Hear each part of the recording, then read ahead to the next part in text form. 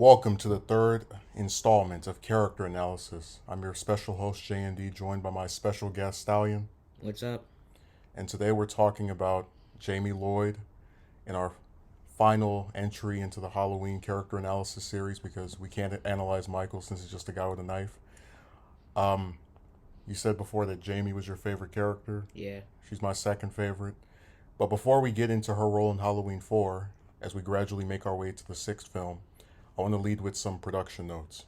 So, as you remember, Halloween 2 was really supposed to be the end of the series Mm-hmm. by having Loomis blow himself up with Michael Yeah. and that take him out. What happened was that after 3 came out, and it wasn't a financial failure, but it didn't make Yeah. as much as they wanted it to, Mm-hmm. the executive producer of the series, Mustafa Akkad, said, "Hey, I want Michael Myers back." And Carpenter, who was going to do more Halloween movies in his anthology plot, Mm-hmm. where each movie's about a different thing on True. Halloween. Yeah. He was very disappointed with this, so he left the series after the third movie, and it was taken over. The director was Dwight Little, and the writer was Alan B. McElroy. Now, McElroy wrote the movie in 11 days, and he came up with this idea of Michael having a niece who was the daughter of Laurie, who was originally named Brittany, and he Brittany. changed the name to Jamie in reference to Jamie Lee Curtis. Now, Halloween 4 could have ended up being a fairly different movie if Jamie Lee Curtis had come back, but because she was trying to make it out on her own and become this big success, and a lot of actresses back then especially looked down on horror movies and doing them, she decided to opt out of coming back, with the only actor that returned from the second movie being Donald Pleasance as Dr. Loomis. Um, After all was said and done, we got Halloween 4 with the main plot being that Michael has been, after waking up from a coma that he's been in for 10 years, finds out that he has a niece and comes to Haddonfield to kill her, and Loomis tries to stop him. Like usual. hmm So, what things do you like about Jamie as a character for her to be your favorite one? I like how she usually knows how to get away from Michael, and how she always ends up finding Loomis sometimes. So. Well, what I appreciate about the character was that in most horror movies, the main character is an adult Mm-hmm. and or a teenager, and in this it was a child, which made her even more vulnerable because she can't protect herself the way that Yeah. Laurie could or anybody else that's been the main character of this stuff.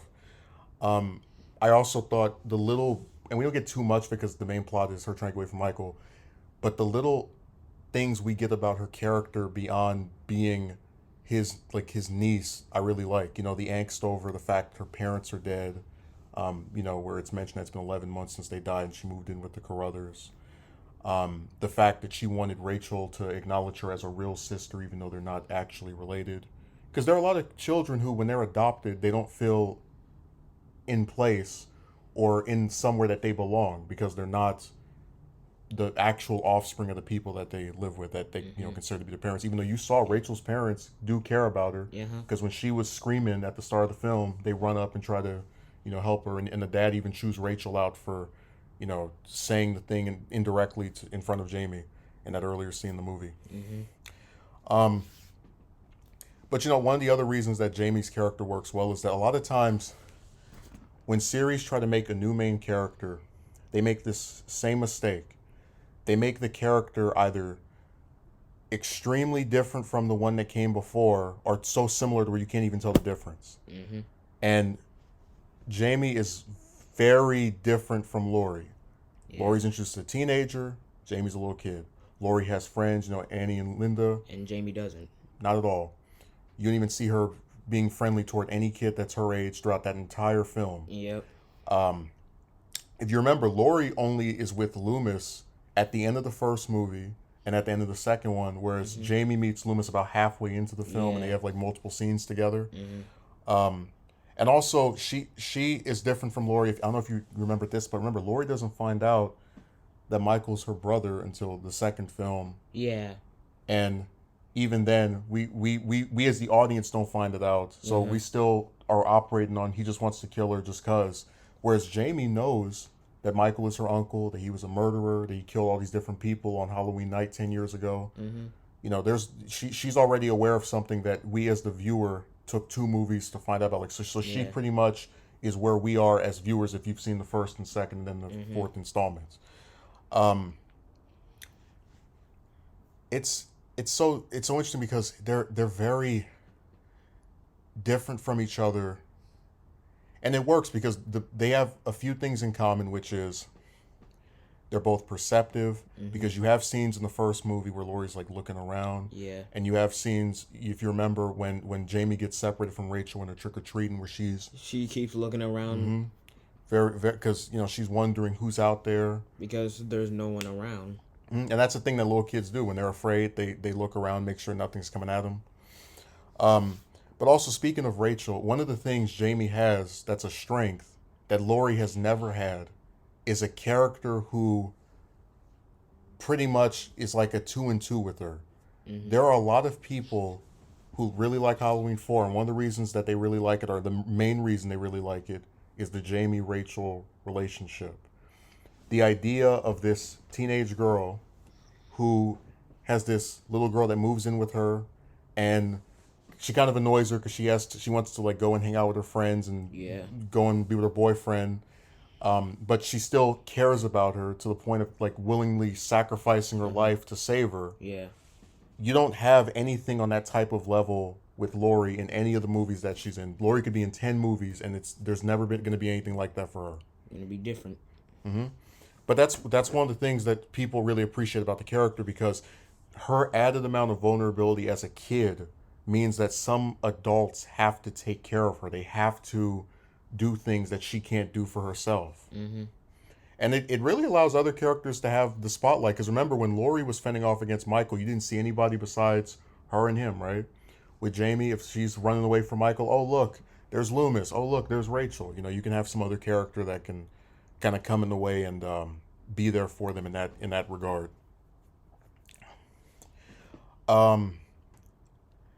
It's so interesting because if you look at most of the Halloween movies, you don't have siblings that are like, obviously you have Michael and Laurie as siblings in some of these, but you don't really have a character who's like putting their life ahead of someone else and has like the arc that Rachel has in reference to Jamie, because she seems very annoyed by her at the start, very irritated, but when push comes to shove, she's there for her and tries to save her. And starts caring for her. Well, it's established she already does care for her, but also in that explicit interaction with Michael, because even before she knows Michael is out there, they don't find out until they meet up with Meeker. Mm-hmm. It's very well known that she cares about him. We know that from the scene. Remember where Jamie gets lost and then Rachel is like looking for her and tells her, "Don't ever go off by yourself ever." Just the existential dread of like losing a kid that you care about. But it's an extremely strong relationship that you don't see in the other films. That's why I said that, for like, to me, people always talk about like with Halloween, they think of Michael, they think about the kills, but when you have actual protagonists that are likable, that care about each other, that have some kind of redeeming traits, I get more attached to that stuff than, oh, here's person with white mask that kills people, because you can see that in any other Halloween movie. Because he does the same thing. Yeah, in every film.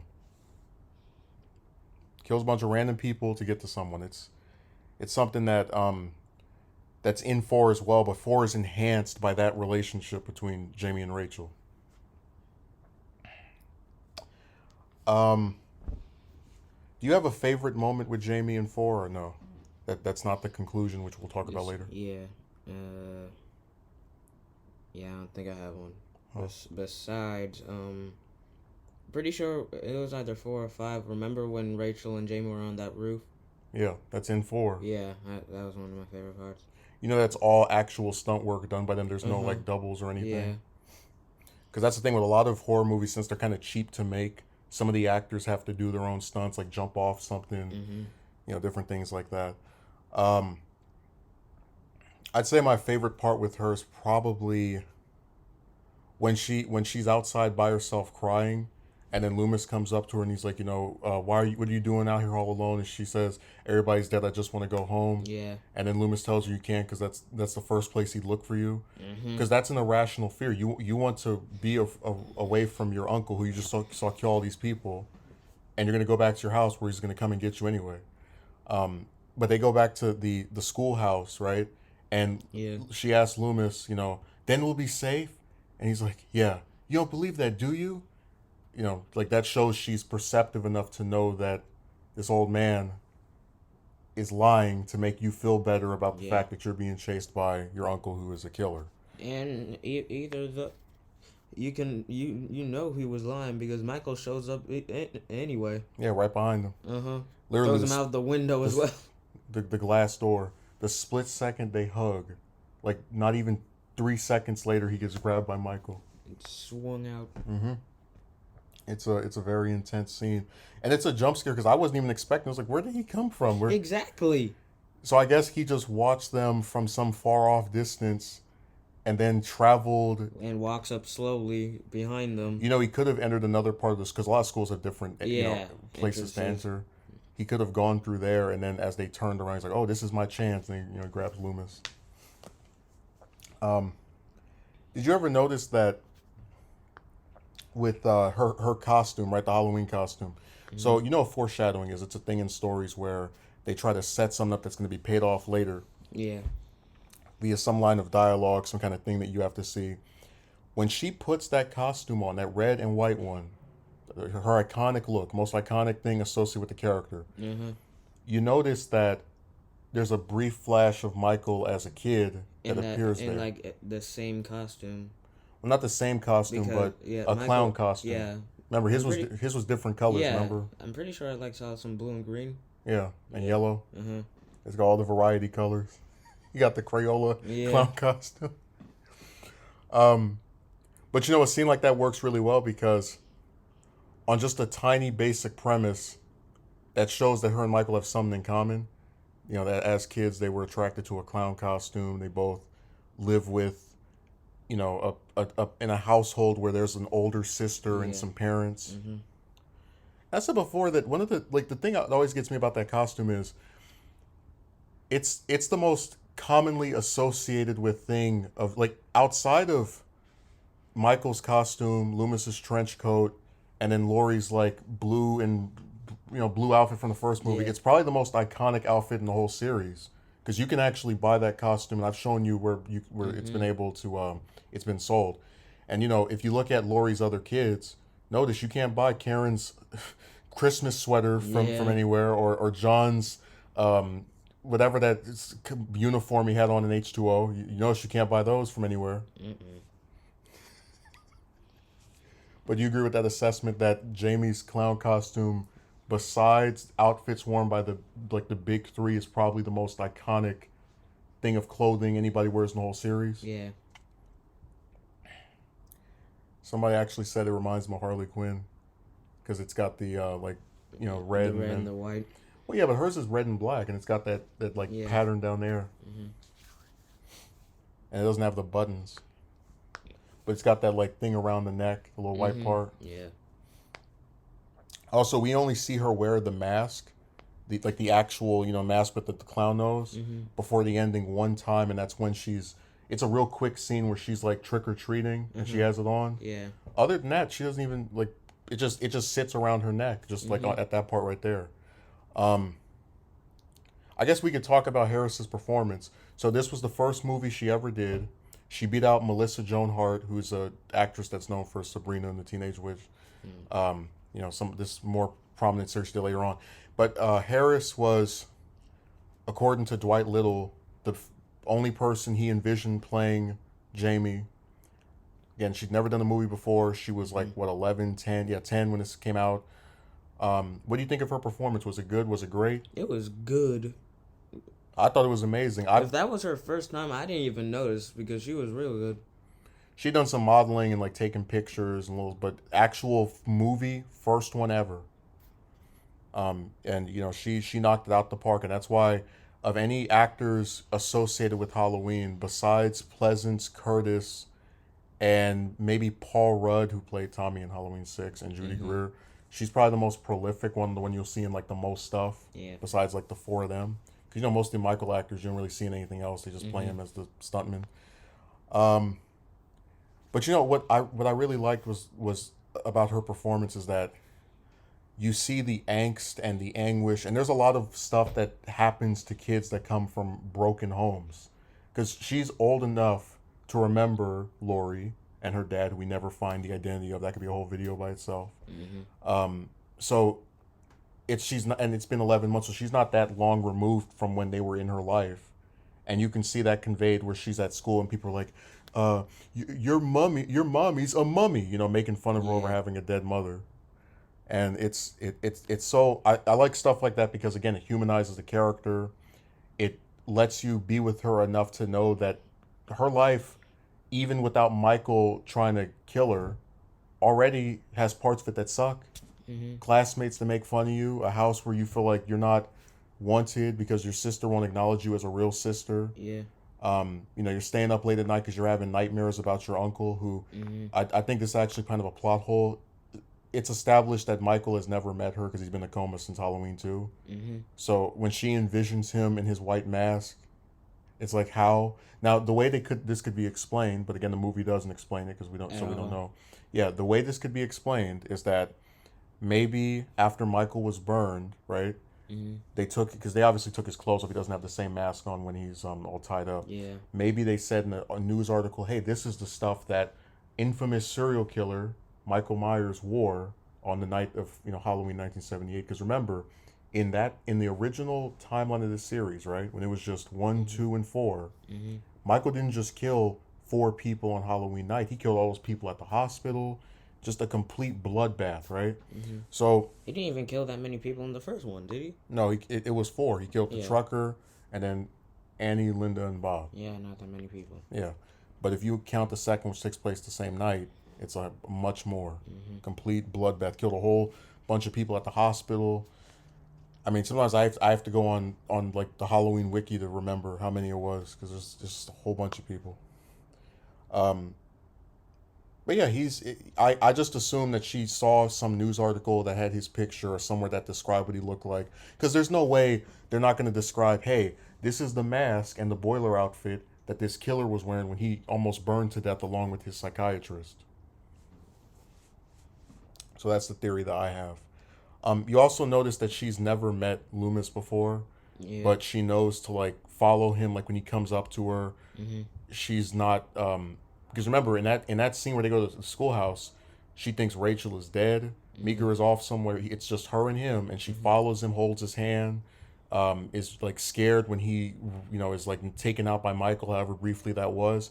And I also want to point out, in that final scene of the movie when Michael's getting shot by the state troopers and Meeker, for Halloween 5, they added a new clip where it's Loomis holding Jamie while that's going on. Now in the actual Halloween 4, that's not there, but they added in later, and it goes back to that thing of like trying to depict Loomis as someone that she's comfortable with despite seemingly having never met before.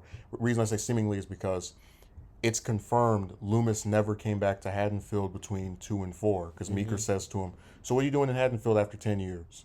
So the theory I had is that maybe Laurie, before her death, which was, again, established to be a year ago, or 11 months when 4 takes place, maybe took Jamie to go see Loomis, maybe mentioned him to her. Because I have a hard time believing that she wouldn't mention the person who saved her twice against Michael in the same night, and like made sure she lived, because he warned her to get out the room when he lit everything on fire.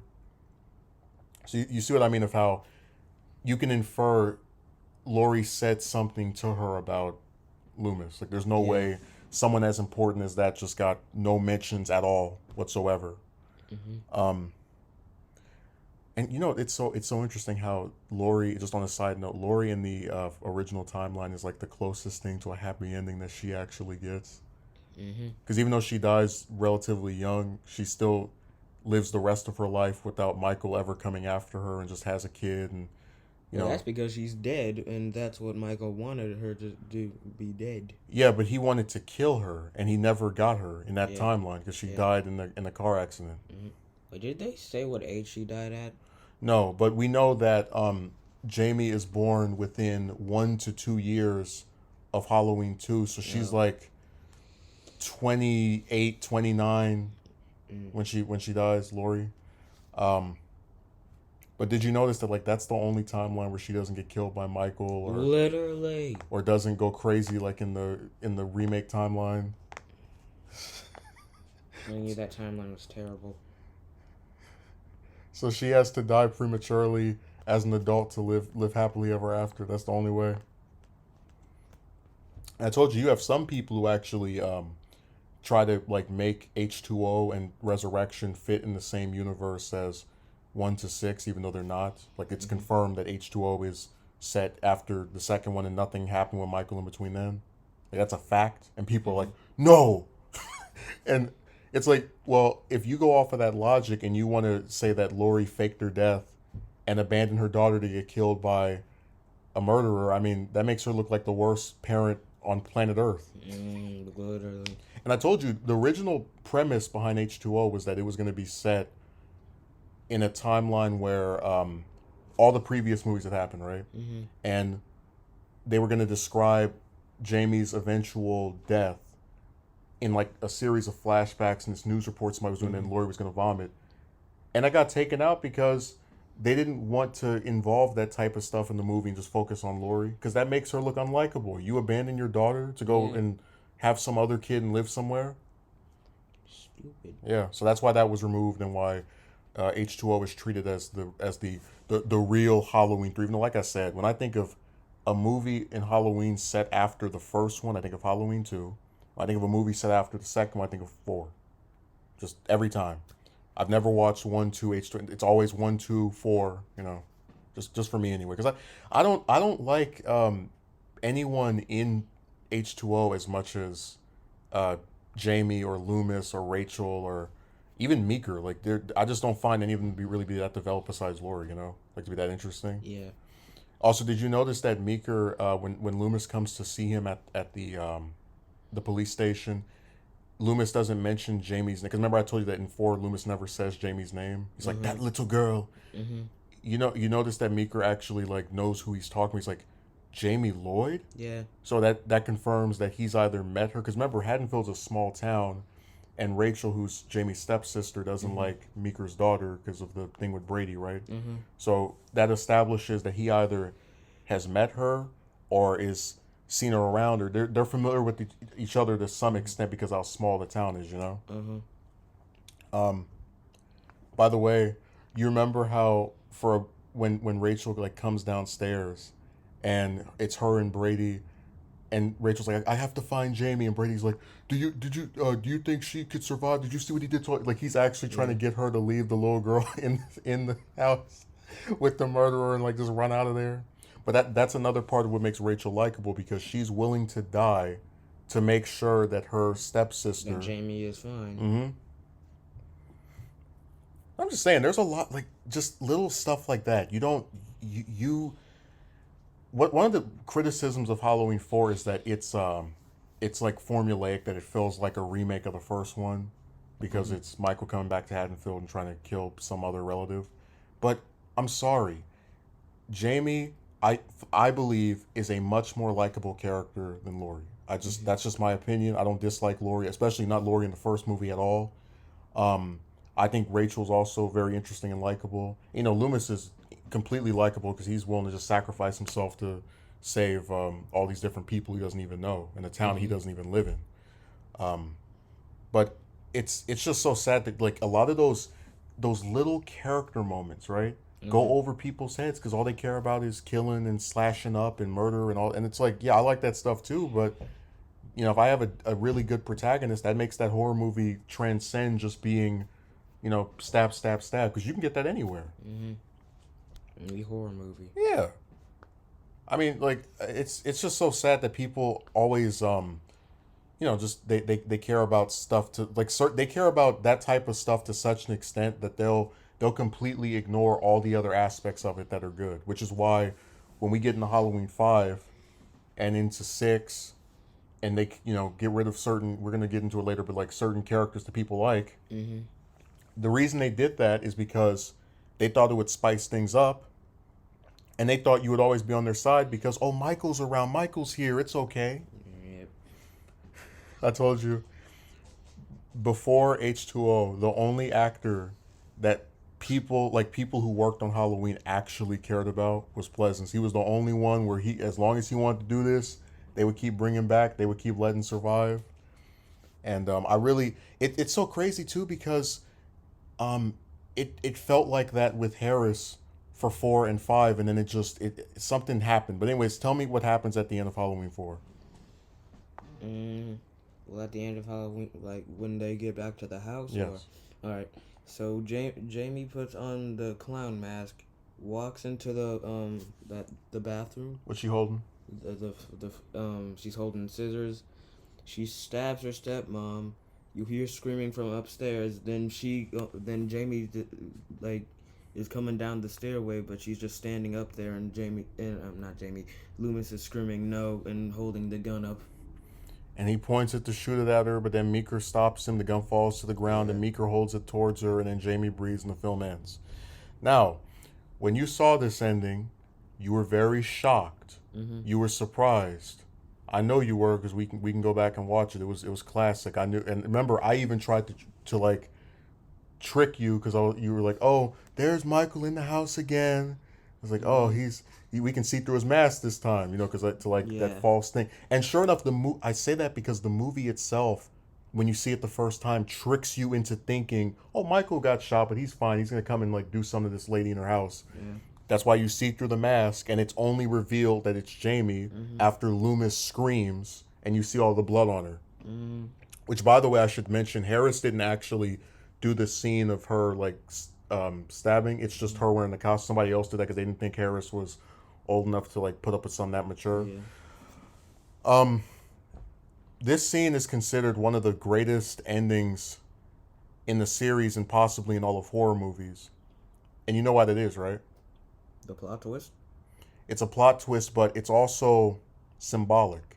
Because when we watch the first Halloween and we see Michael go into his sister's room, stab her, and then get the mask taken off, and it's a little boy. Mm-hmm. And it's the first time you see it, it's surprising. It's a little kid, did something completely evil, no reasonable explanation given, right? Mm-hmm. When you see Jamie at the end of 4, the third movie in what could be a trilogy, 1, 2, and 4, come out, blood on her clothes, scissors in hand, it calls, and in a clown costume too, right? Mm-hmm. Remember, they foreshadowed this because when she gets the costume at the store, you see Michael flash in front of her. The movie is trying to communicate to you that they are one in the same. So a lot of the decency of this scene comes from the symbolism of Michael is now dead, but his niece, who has been through a night of trauma, who has been through a night of him trying to kill her, who has been messed with by her classmates, who has lost her mother, her dad, these people she loved, will now fulfill his shoes as the next killer in Haddonfield, starting just as young as he is, having gone through trauma herself. And what's so disturbing about that ending, we never really talk about this that much, because this ending could be discussed for a whole video by itself, is that in real life, a lot of killers have people mess with them, bully them, pick on them. They've lost someone. I'm not going to give any specific examples, but you've had killers where they, like after their parents die, they just lose their minds and they go out and kill someone else. Or if they're made fun of at school, which Jamie was, they go out and attack schoolmates or some other to get back at those bullies in their own mind, right? The reason Jamie's thing is scarier to me than like that scene at the start of the first Halloween is because we don't spend any time with Michael when he's a kid in this original timeline. You see him stab his sister, he goes outside, his mask taken off, and then it's a flash forward. We spend a whole movie with Jamie. We see her get made fun of by her classmates. We know she lost her mother. Those are the types of things that can drive certain people, especially certain kids who don't have the same resilience that an adult would, insane. We've seen adults go crazy after losing their kids, or some other person that they love.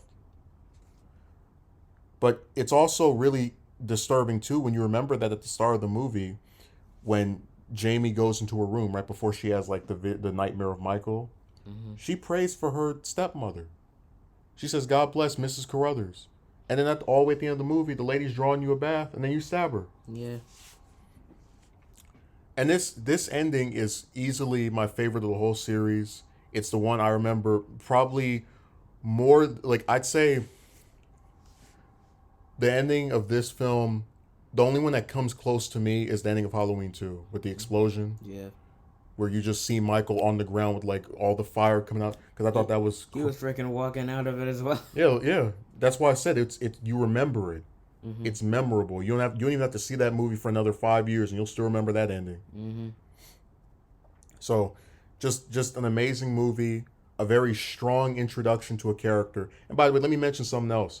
There are a lot of people who, not that many, but there are some people who are like saying, "Oh, I really like Allison," right, from the new Halloween Yeah. films, and they're like, "Oh, you shouldn't judge her character negative because I don't really find her that interesting." They're like, "Oh, because they're building her up and she's gonna take over and ends." I'm like, well, why do I have to see a character in 3 movies before they can be interesting and someone that I'm excited to see again? And Yeah. I mean, Jamie in 1 movie, I was completely fine with. I was like, yeah, this is a good character, well rounded, developed. You Mm-hmm. know, like when did we get to a point where we have this like compressed storytelling, this filler storytelling, where for someone to be interesting, they need to be in 2, 3, 4, 5 movies.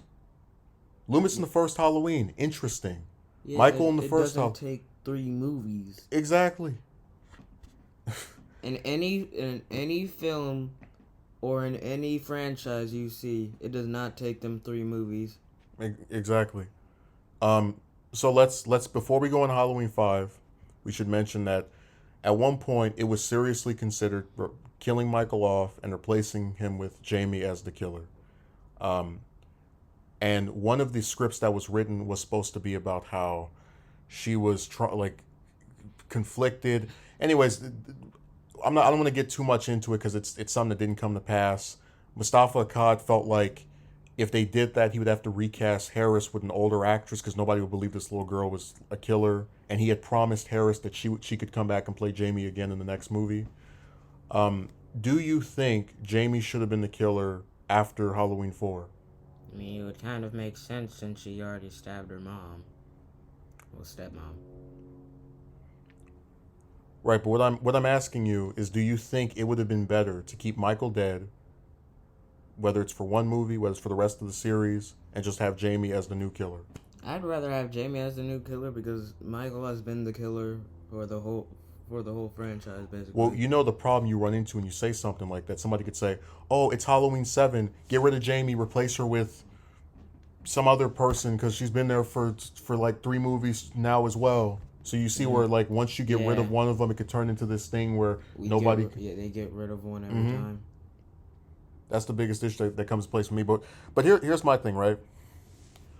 Um, Halloween 4, I love it so exists because people wanted Michael Myers back. Okay, Hmm. Mustafa Akkad said, "Why in the world would I bring Michael Myers back and then kill him off after 1 movie? After this big return, why would I get rid of him after one more film?" So do you see how, as much as it sounds kind of exciting, this new killer, it's a little girl who can like sneak up on people, hide places that Michael couldn't because she's really small. Yeah, Do you see where, as much as you and I might say that sounds interesting, it they're gonna keep bringing another killer in. no, Akkad was reluctant to do that because he just brought Michael back, and he was worried that people would not respond to replacing the character he just like Halloween. That story got resurrected from the first 2 movies Hmm. just to bring Michael back, not to bring Loomis back, not to just to bring Michael back. So to get rid of the one character that everybody was so supposedly excited for after one more film, you get where that's like contradicting to what his wishes were, like how that would be something that would be seen as off-putting for a Hmm. person who's trying to make money. Yeah. Because like I said, if it was up to me, I would have gotten you kill Michael off, you have Jamie as the killer. Loomis has to try and stop her, find team up with Rachel, whatever. Right? She Yeah. goes around trying to kill people. I Hmm. think it could have been interesting. But again, you have to remember that these series, at the end of the day, whether it's a good story, whether it's a bad story, most of these series are made so people can make money. And financial decisions and a worry that they're not able to replicate the financial success of the previous film are going to make them make choices that may be secondary to storytelling. And I want you to understand this. We've had Michael in how many movies now?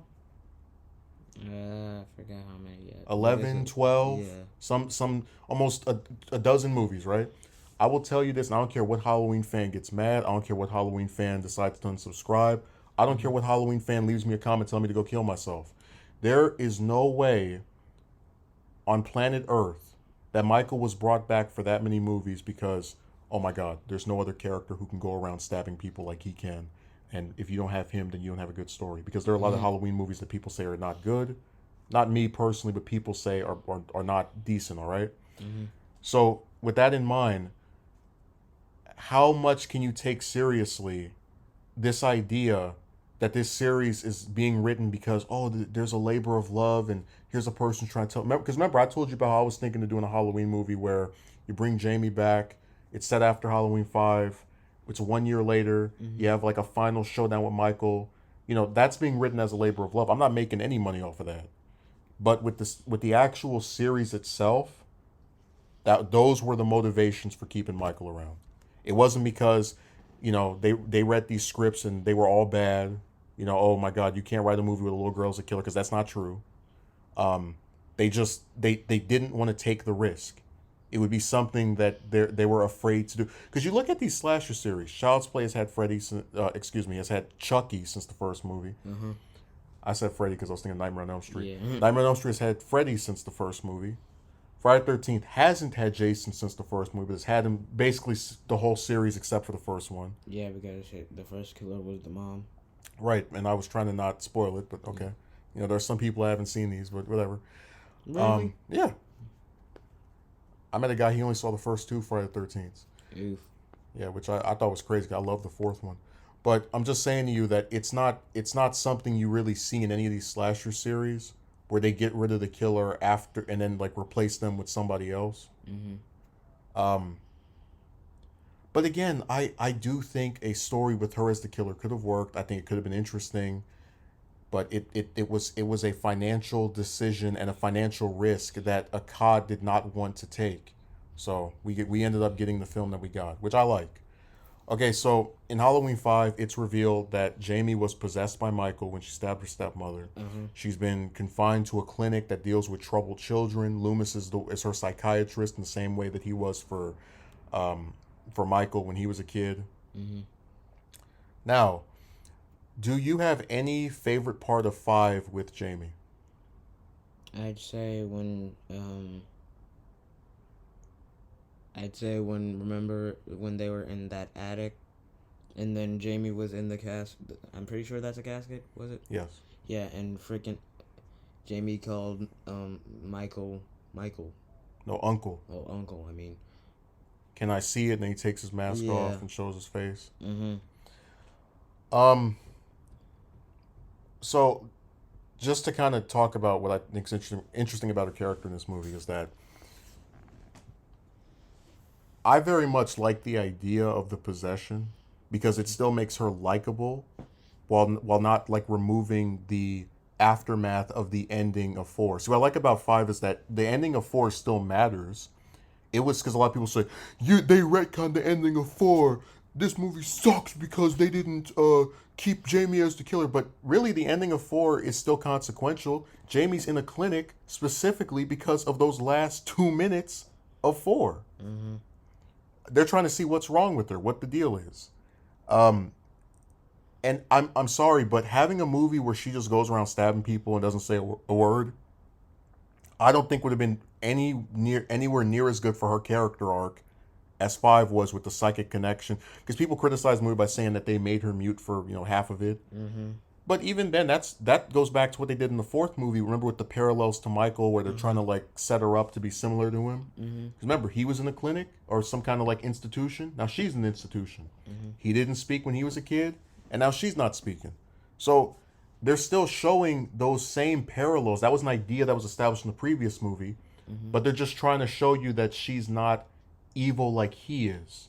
She's not a villain like he is. Yeah. And that's why I said that sometimes I feel like when you go on YouTube and you look up reviews of Halloween 5, which are almost always negative because every time there's a horror sequel, people have bad things to say about it. That's just how it works. Um, I don't think people really sit back and just think about things and try to understand stuff in a And way. make sense of it. Yeah, and like actually break that. Like when we did the Loomis character analysis, right? Went through each movie, talked about what was different, what we liked. People don't do that. Every time you see a Halloween video, it's a movie review or a stupid ranking or a speculation about the next film that's coming out that's probably nowhere near being correct. You never get people to just sit down and say, hey, here's this one character I really like. Let me tell you why they're one of the best characters in all horror movies. You almost never see that. Never. Yeah, and that's why I like this series, because we actually sit down, go movie to movie with a character, tell you what's good, tell you what we like, what we think could have been done better. You don't see this from other people. Not at all. So getting back to and if you do see a character-based video, it's usually a damn plot summary. Oh, in this movie, this person did this. Like, okay, I can just watch the film. So, just to get off of that tangent for a second, I like the clinic plot because, again, those parallels are continued. She has more scenes with Loomis in this one. And people, I told you, they drive me crazy. They say that, Loomis is very mean and unlikable towards him. Like, well, I don't know if he's mean because, remember, he calls Rachel to see if she's okay because Jamie is worried about her. He tries to get Tina to stay at the clinic with Jamie because Jamie is worried about her. He's the only person that actually takes her psychic connection with Michael where she can like feel or see where he is seriously. Yeah. Nobody else does. So I just think it's another, and they're like, oh, he screams there. Well, I mean, put yourself in Loomis's position. You're a guy that's been dealing with this crazy, insane killer for what is it? Let's see. The first Loomis meets Michael in '63, and Halloween 5 takes place in '89. So he's been dealing with Michael for over 20 years, and he's been dealing with him on the lam, on the loose, for over a year now. Because remember, at the end of 4, they don't actually have him in custody or in captivity. He goes and falls down the shaft. Yeah. So if I'm Loomis, and I know there's this girl who can tell me where he is, and she is, for whatever reason, not complying, not willing to write out what it is, not saying it outright, I'm going to get upset. Yeah. And I just, that's why I said that when people criticize this stuff, I don't think they think critically. I think they just say things that they hear some other reviewer say. I told you about that one profanity-laced comment that got left in my video where he said that Halloween 5 was an expletive show and was like, the only good thing about 4 was the ending. And notice how a comment like that doesn't tell you what was bad about 4, what was bad about 5. He said that Jamie was boring, didn't explain what was boring about her. But see, that's what I'm talking about. We're not against disagreements, but if you don't explain why you like or dislike something, your commentary is useless because nobody knows what you have a problem with. If I criticize something, I always say they could have done this, should have done that. It's constructive. We're actually trying to tell a good story. We're not here to just be, upset over stuff and speak in these like vague terms that nobody besides us understands. Yeah. Now, just one final note on the psychic connection. Another reason I like it is because, and this was the angle that, so you remember Halloween 5's director is different from the 4 director. Gerard is the last name of this man. And he wanted Jamie to have this psychic connection. You remember how in Halloween 2, Laurie just like sits there and she's barely in the movie and like, okay, Jamie having the connection is supposed to make her integral to the plot, both as the person that Michael's trying to get to and as the only person who can tell us where he is. No, I think that's really interesting because I never thought of it that way. That her importance to this plot isn't just, she's the relative that Michael's killing all these people to get to. It's the psychic connection Yeah, as well. she's also the only person who knows where he is. So I just think that, like, because I saw one person who said Jamie's role in Halloween 5 is similar to Laurie's role in Halloween. It's like, not really. I mean, How? 2 isn't even really about Laurie. It's about Loomis and Michael. Like, Loomis looking for Michael with more screen time than he had in the first one, and Michael coming to her. Jamie is indisputably, if she's not the main character of 5, she's co-main character with Loomis. If those two aren't on screen, you're either seeing Michael or you're seeing Tina. There's nobody else. You noticed that, right? Yep. By the way, let's before we get into Tina and the relationship with her and Jamie, let's talk about Rachel's death quickly. So remember, Rachel dies in like the first act Yeah. of the movie, and you were disappointed by this, right? Uh-huh. So it was explained by Mustafa Akkad, the executive producer of the series, that the reason they decided to kill Rachel off early into the movie is because it's supposed to surprise you, it's supposed to shock you, it's supposed to show that no one is safe from Michael this time. And you know, I am not an edgy person. I would prefer if they, because people are like, oh, they should have kept her around longer. I'm like, no, I would have preferred they just kept her alive. Period. They just had her with Jamie. By the way, the it was either the director or the writer of Halloween 4. So it was either Dwight Little or McElroy who said if they came back for the fifth one, the movie would have been about developing Jamie and Rachel's relationship even further, which is something I wish we could have gotten. We could have seen like more of them together because we only get that scene that remember they're introduced at the start of the movie together where Rachel's like laying by her bedside sleeping, Yeah. and Jamie like tells her that she like her makeup is running because she's been crying over her. But again, it's like the problem I have with trying to say 5 is bad is because I like all the stuff they do with Jamie and Loomis. I really enjoy it. But also because I see people all the time who like Jamie, don't like the fact that she got, gets capped in 6, but then still enjoy 6. So it's, I'm not going to sit here and say, oh, because a character I like dies early in 5. I hate the movie. Yeah. I know people that say Resurrection is good and they like Laurie. Yeah. So I'm not, it's one of those things where, and like I said, man, if we got a 6 that brought back Rachel, had her get resurrected, Yeah. do you think anybody would be upset that she wasn't around that much in 5? No, because she came back anyway. Yeah. That's why, like I said, with Laurie, people are not as upset with her getting taken out in Resurrection now, because when Resurrection came out, it was believed that was the last time Jamie Lee Curtis would ever play Laurie. Her swan song is getting murdered at the start of this movie, and now she's back for 3 more. So now her getting killed in that movie doesn't feel as bad as it was back then because she's returned anyway. And again, Rachel is one of my 5 favorite characters in the series. I really like her dynamic with Jamie, but there's too much in this film that I think furthers and is interesting with Jamie's character overall for me to get upset about one of the characters like not being into that much. Because like I said, if they really wanted to, they could have brought Rachel back. Remember, Loomis and Michael got burned to a crisp in 2. And they both came back. Yep. Michael got shot up in 4, fell Came down that back shaft with that dynamite. He came back anyway. Yep. So don't ever let. And hey, if you want a recent example, Hawkins got stabbed repeatedly and ran over in 2018, and it's still alive. Yep. What a joke. So if people are upset about Rachel getting taken out, they should be more upset that none of the writers of the films afterward tried to bring her back, because they had every option in the world. Ellie Cornell has never said, oh, I don't want to return and play Rachel again. She's never said that. So if they want to bring her back, they probably could, but they choose not to.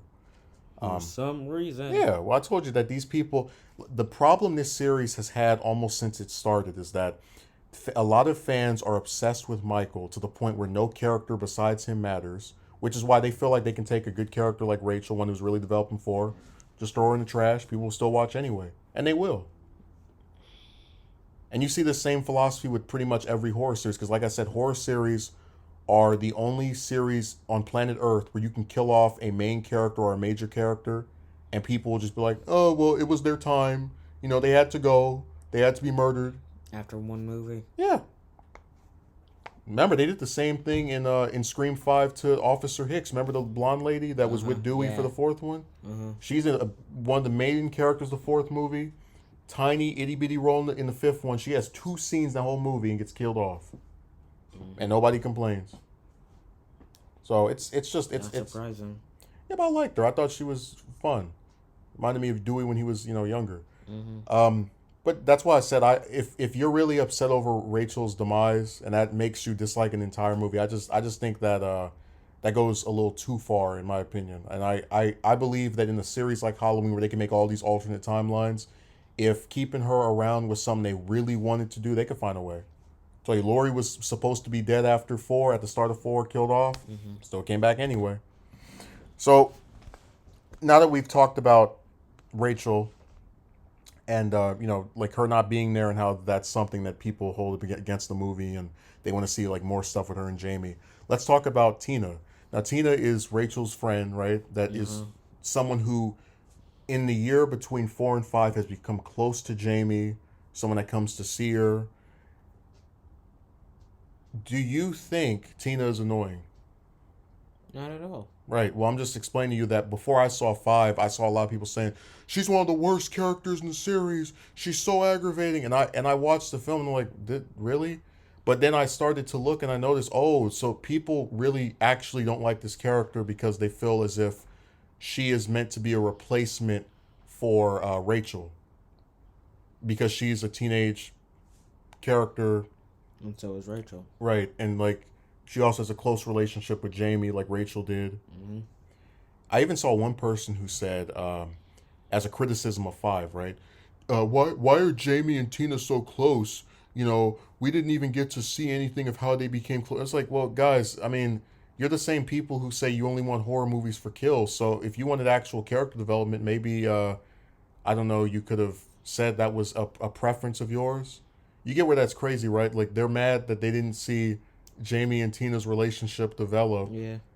But if they did spend time on it, you would just say the movie's boring. You would say, oh, there all these scenes of them becoming friendlier.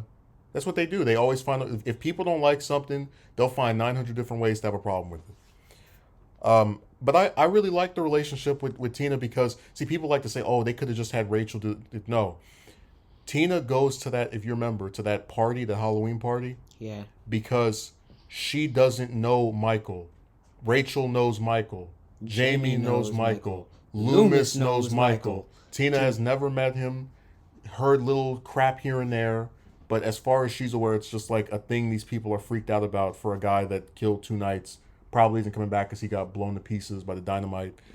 So all I'm saying is that premise of her going and just ignoring what Jamie's orders are to go and be at this party, you can't have Rachel do that because Rachel is familiar with Michael and would be more inclined to stay with Jamie if she warned her about him.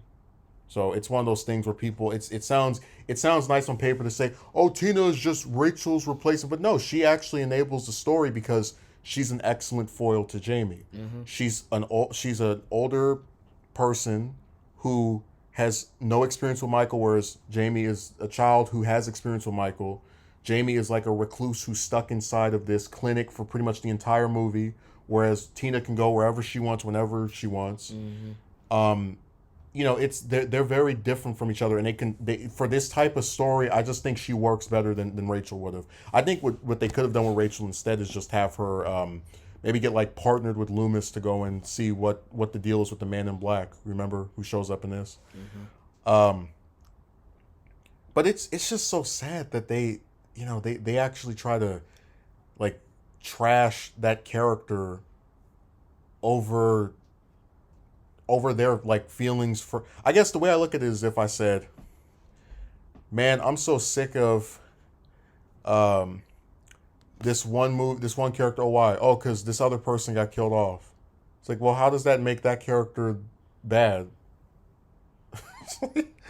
Like how does what exactly is that saying about that character if you're mad at them because somebody else got killed? It's not like they killed him. Oh man, people just I don't understand them at all.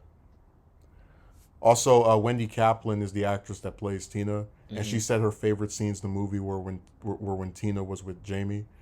Like when she comes back to the clinic and they hug, and then Jamie speaks for the first time and says her name. Yeah.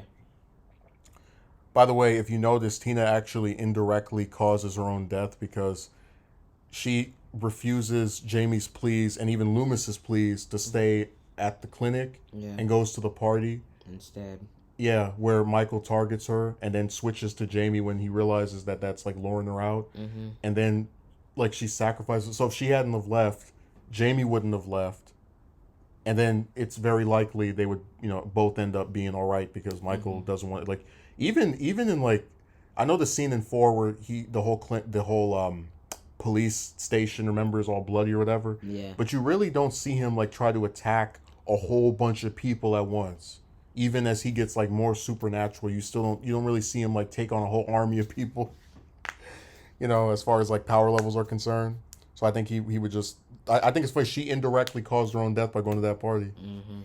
And she serves a narrative purpose because after she gets killed, Loomis goes up to her and he says, "Now, are you willing to help me?" And Jamie's like, cries like, "Can you kill him?" She wants revenge, which is very significant because up to that point, it seems as if she's fine with not caring about where Michael is as long as he doesn't target anybody she cares about. Remember, a whole year goes. We don't know when the psychic connection started, but a whole year takes place between 4 and 5. And as far as we know, she just didn't really care to go look for him because she wasn't telling Loomis where he was. So you have to wonder the revenge angle, right? That starts after Tina gets killed. That's like revenge for her, because you also should be reminded that she doesn't know Rachel died until going to the Myers house and seeing her body in the. By the way, that scene is so sad. Where she's screaming and she's on the freaking chair dead. Right, but also when she sees Rachel, like when she sees her with the white shirt and that blood on it, and she also sees Mike, which is Tina's boyfriend that got killed early on with the, who she, ironically, did you notice that out of all the major characters in that movie, and when I say major character, I'm talking about ones that have like a name. Jamie never interacts with Mike, Tina's boyfriend, right? She gets mentioned, but around him, but like does, and then she never interacts with Sam, which is Tina's friend that wears that devil costume that gets impaled. Her and her boyfriend never comes to the clinic, but Sam mentions Jamie. She's like to Tina, "I thought you were gonna go see Jamie." So they know who she is, but they never interact. Yeah, you never see them on screen together. I just find stuff like that interesting because it's like they're all aware of Tina going to see Jamie, but then they never go themselves to see her with her apparently. And then those two officers never interact with Jamie either. They only talk to Rachel and then to Loomis and to Tina. Stuff like that's interesting. Also, you remember Billy, right? The little boy that stutters. That's like the first friend she has that's actually her age. Yeah. And I it sucks because so when you have sequels and you have certain stuff that happens in between them, I'm always left wondering, oh, how did that happen? How did this happen? There's a lot of stuff that happens to Jamie in between 4 and 5. Like, she goes to this clinic for these troubled kids. She gets this psychic connection with her uncle, who she realizes is not dead at some point because, they all thought Michael was gone at the end of the movie 4. She becomes friends with Billy, which is important because that's the first kid her age that she's actually friends with. She meets Tina, who apparently she didn't know during 4. We can infer she didn't know during 4. I don't know. I find that's the kind of stuff where I wish Halloween had more supplementary material, like comics or books or just stuff that like goes in detail about these types of things. Because you're always left wondering, how did this happen? How did this? And some, like, for example, we never find out why Michael has to put on the white mask and put on the boiler costume. And I don't have a problem with that. I don't need to know it. But I do feel like those things I mentioned there, I would like to see, how did that happen? How long did it take them to get Jamie out of being possessed by Michael? Was it a night? Was it a week? Because remember, we never see, like, after the scene where she's at the end of 4, where she's standing, and like looking at all of them. What does she do? Like right after that? And you know what's really bad about this is that, just to give you an example, Star Wars, for example, has 9 movies in their main saga, but they have all kind of like different works that are set in between them. So like the Darth Vader comic series by Marvel literally is set right after the 3rd movie. And I just wish we could get something like that for Halloween, especially with these timelines that they're not currently doing anything with. Ah, man, it's such a shame. But going into the conclusion of the film, when you look at, so she participates in Loomis's trap, right, to get Michael. And when she's participating in this trap, she is mirroring Judith by doing her hair right where she used to Yeah. be, and that's another thing I thought was interesting. How like and we can get more into this when we get into six, but like Jamie has parallels with all three of the Myers siblings. Mm-hmm. Like she has parallels with her mother, she has parallels with Michael, she has parallels with Judith. Just things that they have in common with each other, Shouldn't right? Judith be her aunt? Yeah. Yeah. By the way, it's really funny because we never. It's another thing of like we never actually see Jamie mention Judith at all. Like Literally. even in trying to like mimic what she would do to draw out Michael, they don't. She doesn't say, "Oh, this is what my aunt used to do." Nothing. Just like it didn't even exist. And that's when she's protected by Charlie. That's the police officer, and he tells her that she's very brave. He tries to take her back to the station as Meeker wanted, but Loomis basically forces him to like them to stay there as part of his plot to finally get Michael. And then after they hear Loomis get slashed, that's when they try to leave, and then the officer gets hung by Michael, and then Jamie runs out. What I really like about the scenes in the Myers house is that, as far as we're aware, because if you remember, the Myers house is not in 4. It's in the first movie, it's in the second movie when the people are like throwing stuff at it, but it's not in 4. We don't know if Jamie's ever been there. We don't know what she thinks of Michael's past life. This is the first time we ever get to see her be in the place where where it all began, as Loomis would say, right? And what I think is really cool is that she goes to this house. Remember, this is the place where he killed his first person, and she ends up finding her dead stepsister and her dead dog, the dog that she just saw a few days ago when it came to visit her. And if you remember, the same coffin. Remember when Loomis is like next to him, he's like, "Yesterday in the cemetery, someone dug up the coffin of a 9-year-old girl." When he says that, that's that same coffin. I just, again, I like the foreshadowing. I like the symbolism. And I just don't think those types of moments, along with this character stuff with Jamie, is one of the reasons why Halloween 5 is among my top 10 horror movies. Because I just think they do stuff with her character that you don't see in a lot of slashers today. Like, I liked Halloween Kills, for example, but is there anybody in that movie I would say had a character arc, like was developed, and they, we spent a lot of time with them and kind of got to understand how their perspective is, and I wouldn't say that at all. It's just an extremely, that movie has a whole bunch of characters in it, you remember. Yeah.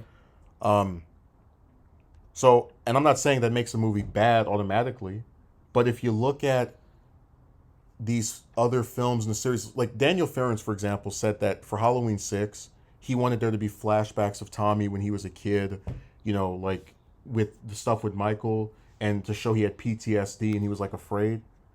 I never really got that feeling from him because he was just being weird. So with Jamie in 5, I feel like there's a character arc, there's interesting stuff with her. I think they tried to do something different instead of it, just being, "Oh, where's Michael? I don't know where he is." She knows where he is. She's trying to avoid him, and then she's trying to use her powers as a trap. Mm-hmm. I just think it's not like stuff you see in the other movies. I really don't. It isn't. And I really enjoy the scene, right, where she gets in the casket. You brought this up earlier. Yeah. And Michael's about to finish her off. Because I was like, how is she going to escape? Where's she going to go? And that scene where she's in that laundry chute and she has to, like, fall down. And he starts... and, like, climb back up again. again. And he's stabbing at the... That was genuinely heart-racing. I was like, how is she going to get out of this? There's no one there to protect her. Yeah. And what I like about that scene especially is that originally Michael was supposed to stab her in the leg, but Gerard wasn't allowed to get away with that as the director. But he wanted it because he thought it would be really scandalous and scary and like add to the stakes. Like, hey, he just stabbed her. He just stabbed a little girl. Yeah. Because if you notice, like even though in horror movies they have like killers target kids, usually they don't actually hurt them. Like in Friday the 13th Part 4, and we know that Jason doesn't like hurt kids, but just in that film, if you notice, at the end of it, the only survivors are Trish and Tommy. Yeah. And Tommy's so uninjured that he's completely fine. Like Trish is laying in the bed from all this falling out of stuff and getting knocked over, and Tommy's completely fine. Like he doesn't have a scratch on him. So having her get stabbed in the leg would have added to the shock and been scary because, like, kids in these films usually, even if they get targeted, they don't get hurt. They're fine after the Yeah, movie. they don't get injured. I mean, it's been a little while since I saw Child's Play 1 and 2, but I don't remember Andy getting hurt or like being in a hospital or. He's never been stabbed, but Right. he has been hit before. Okay, but in those first 2 films when he's a kid, do you remember him like getting stabbed or. No. Exactly, because it's just not something you do. Even if you have the killer target them, you usually don't have them actually get hurt.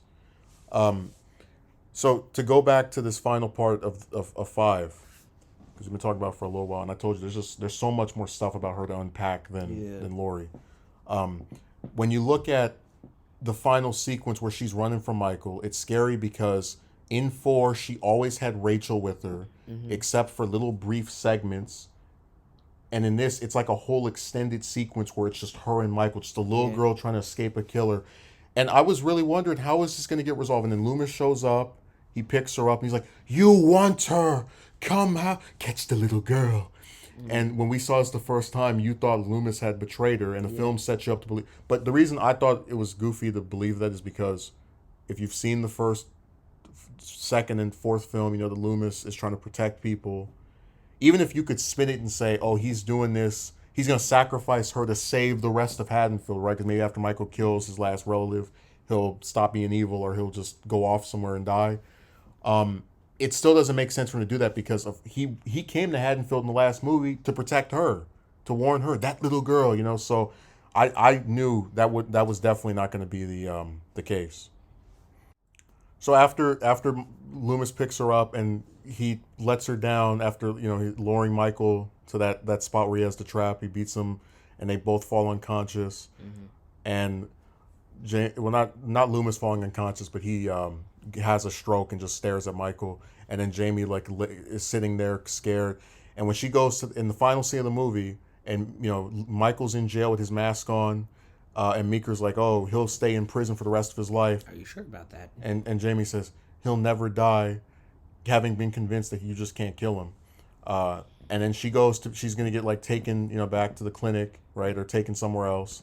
And then the Man in Black goes into that building, shoots up all those officers, frees Michael, and the end of the film is her walking into that police station going, "No, no, no." She should have stayed in there. Right, but you understand where even if she stayed in the car, she's still unprotected. No one's there to defend her. No, I meant stayed in the jail because because Michael was outside. Right, but it's not revealed until the next movie where that was the case. So this is a depressing ending, right? And people say, "Oh my God, this movie is just here to set up the 6th one." Well, here's a little secret to people who say stuff like that. Horror series almost never end. They always want to go on forever and ever. And I like 5 because it had the balls to say, "You know what? You thought the first one was going to be the only one. You thought the second one was going to be the last one. You thought the fourth one was going to be the last one. No, we're doing another one after this." All the other endings try to convince you this is the end or don't have an open hook to get you in the next one. This one says, no, there's going to be another one. Now, what I really like about this ending, though, is that, remember the ending of the first one? Michael gets shot by Loomis. It looks like he's dead. He disappears. He's on the loose. What's the ending of 5? Michael gets arrested. Looks like he's finally caught. Gets broken out of jail. He's on the loose. And there's a crazy person with him, too. Yeah. That's why, a lot of people trash it, but I like the ending because this movie is depressing. It's dark. It doesn't really have an uplifting tone. There are some, like Tina's comic relief, but it's a film that understands this is not a comedic series. This is about a man trying to kill a little girl who is so traumatized from her encounter with him that she's sitting up inside of this clinic over a crime that she technically didn't commit because she was possessed by him when she stabbed her stepmother. And that's why this ending feels so appropriate to me. If you're doing a series that's ongoing, you can't have a happy ending that for this type of film. You're gonna do another one anyway, so you might as well let people know, hey, look, she's been through a lot of trauma, but at least she survived, and we'll see what happens next time. That's the beat I get from it. And again, it's another thing people criticize that after Halloween 5, we had to wait 6 years for another. It's well, you do realize that when they make one movie, they don't know when they're going to make the next one, right? Sometimes they go in 2 years, a year, 4 years. It Yeah, depends. it takes them a while to think if they want to do Yeah, more of it. well, they have to like wonder about returns and if they can even afford to make another one, depending on how much it made. So let's talk a little bit about because we're not gonna spend too much time on six. It is what it is, but just a little bit about the production stuff of six.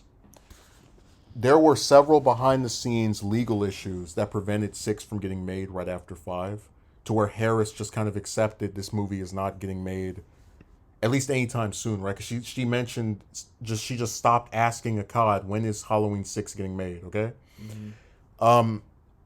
they got Danielle Harris, who was this big, huge fan of Halloween, to come and write the script, and his original script, which I think was really good, had the Haddonfield citizens being like a cult or being like they basically become so dispirited with all these different murder sprees by Michael that they want to use Jamie as a sacrifice. Like once she's dead, maybe he'll leave us alone. And then just when it looks like they're about to kill her, her mother shows up and is here to save her daughter. That would have been 99 times better than the actual film we got. It was supposed to tie up the whole series by having the protagonist of the first two movies be with her daughter, the main character of the three after that. Um, God, imagine a Halloween movie with Laurie, Michael, excuse me, with Laurie, Loomis, and Jamie. We'd never seen anything like that before. Just with the three of them together. God. And Akkad rejected this idea because he believed that Jamie Lee Curtis would never come back to Halloween after Halloween 2. Because remember, she never came back. She never returned. We didn't see her after Halloween 2. She didn't do a movie set 20 years after the first one. Oh man, I just love that story being recounted because it's so ironic. Like the exact movie they did after this one, she returned. And then in that timeline for the second movie, you know what happens. Yep. Yeah. So apparently the way this works is that the producers of Halloween right at the time, Yeah. they didn't want Ference to make another movie about Jamie because I guess they associated with her with the series declining in quality, which is something that some fans say, and I think it's really stupid because there's no character who, in my opinion, if you put them in a story, it's automatically bad. I'm not really the biggest fan of the characters from the 2018 timeline, but even I'll say they could be written better if they're handled by a different writer. Hmm. I mean, that's just how writing works. Like, you look at Superman or Batman or Spider Man, they've all been written by a whole bunch of different people. Sometimes stories are really good, sometimes stories are horrible.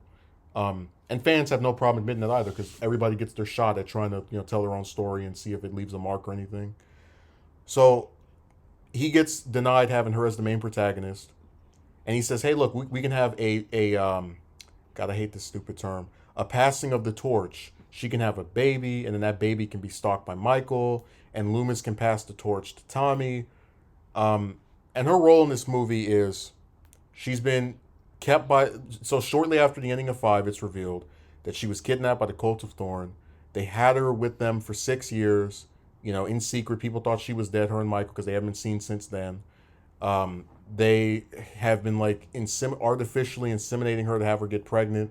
She has this baby, Steven, and then is on the run from Michael for a little bit before he tracks her down and Hmm. impales her against a corn thrasher, but not before she saves her kid from being found by him. And he is eventually found by Tommy, who becomes the new protector of this child after Jamie's death. Hmm. Um, so why do we hate her role in this movie again? Different actor. Different actor, barely in the film, just there to get killed off. The At the same start of the movie. the same people who criticize Halloween 5 for killing off Rachel early have no problem liking this movie in spite of it killing off Jamie. Oh my gosh. That's why I said just hypocrites, man. I met this one lady, um, and she really upset me because she said that she was that like she said Jamie was her favorite character, right? And she said, "Oh, it's okay because in horror movies characters die." And I'm like, "Well, I mean, Jamie's not just any other character. This is your lead of the last two films, and you got rid of her not in some. See, the original plan that Ference had was that she would be around until the final act, and then like everybody would get away as she like sacrificed herself for Michael, which I still wouldn't have wanted because I want her to live. because it makes everything Rachel did in 4 seem like it was for nothing. But then it's like, I don't understand. I said this. We said this earlier.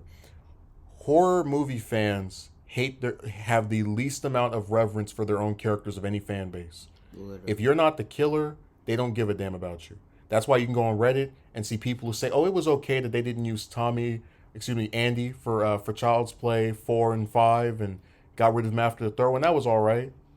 They had to go in a new direction because they couldn't have introduced Tiffany if they had Andy. It's not like they could ever be in something together. Oh wait.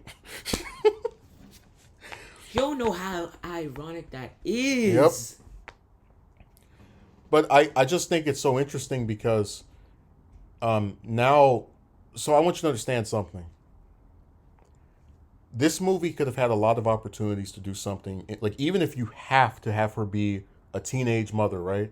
Which I think is gross, and just, like, even without Michael being the dad of the kid, just whatever. It's all just nasty to me. But even if you have to do that, you could have her live. You could have her try to protect her kid from him throughout the movie. You could have her talk to Tommy. Because remember, Tommy met her mother. And it could be revealed that maybe Tommy knew her growing up. Like, there were so many things they could have done with her character that would have been more interesting than, let's have her have a baby and then die in the first act of the film, and then introduce all these other people that nobody cares about. Because even in the theatrical cut of 6, I told you, you'll see Loomis for like 2 seconds, and then it just flashes to somebody else. He's barely in it. Which is why I say I like the producer's cut more, because he has like a bigger role, like one of the main characters. So I want you to understand, the third film, the final film to date that we have seen this character in, is a movie where she's played by a different actress and gets killed off in the first act after surviving the previous 2 films, and them both being about her. And this is why, to this day, right, there are some fans, myself included, who want her to return because they feel like her final entry or appearance in this series was garbage. Yeah. That's why I told you that there were people who were overjoyed when they found that Laurie was coming back for 2018, because they thought her final appearance being Resurrection was garbage. So I just want you to understand that when people... There was a person, I'm not going to say their name, who said that fans need to get away from these nostalgic characters. I remember, I think I sent you that comment. Yeah. And I thought it was the stupidest thing in the world, because you don't have a series that has the same villain for 40 years and then talk about nostalgic characters. By that definition, Michael is a nostalgic character. And I'll never understand how you can be completely fine with having the same villain over and over again for 11, 12 movies, but if we want to have the same one character 4 times, you have a heart attack. It's too much. We can have Michael in 12 movies, but we can't have Jamie in 4. That makes sense to them. That's like brilliant logic to them. Yeah, stupid logic. Yeah, and I don't think what we want is that difficult. Just make a new movie that has her defeating Michael and living happily ever after. Why can't we don't even have to have a trilogy? We just have one movie where she is the main character again. It could be set after 4. It could be set after 5. I prefer if it's set after 5 because I think you can do more stuff with like whatever. Just we can get into that later, but just have one movie, right, that's set after that, and have her beat Michael or defeat him or just have a happy ending, and nobody would be upset. Nobody would say, "Oh my God, they wasted her." No, you would be redeeming something that was a sin of the series. And it's so sad that they took this really interesting character who pretty much carried the series on her back for both 4 and 5 with these amazing performances by Harris. Mm-hmm. Like, even people who don't like 5 admit Harris was great in that. Yeah. And I'll even say this. The performances of Harris and Pleasance in Halloween 5 are 2 of the greatest performances in any horror movie, and they're better than any performance in any other film in the series. No one comes close.